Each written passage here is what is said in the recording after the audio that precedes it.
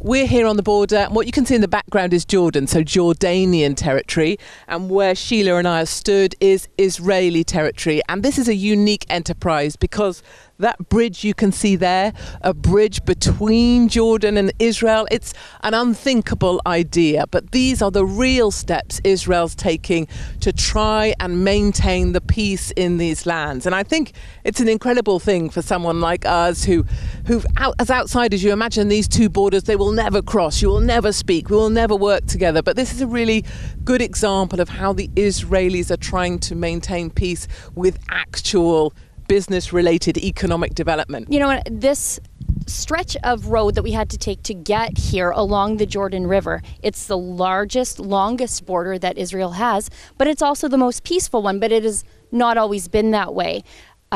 It's only that way now because decades ago, King Hussein expelled the Palestinian troublemakers so that they couldn't shell the road to this region. This place behind us will be an economic zone.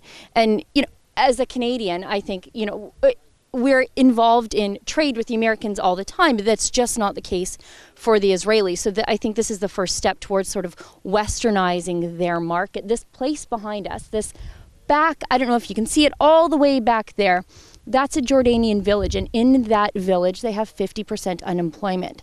So this cooperative project with the Israeli government, with the Israelis paying for the bridge, will actually bring about 10,000 jobs to the area. And what that does is it makes being paid to commit terrorism a little less advantageous for them, because they actually have real jobs. They have real economic growth here. And I think this is the stuff that we don't see. This is what the mainstream isn't talking about. Where do they say, here's the Israelis trying to build relationships with their neighbours? This is the stuff the mainstream won't tell.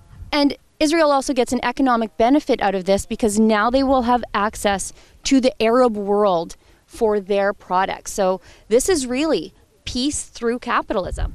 And it's a perfect example of why Rebel Media are here to bring you these stories. Do hear more from Sheila and myself as we travel around Israel. Go to rebelisrael.com.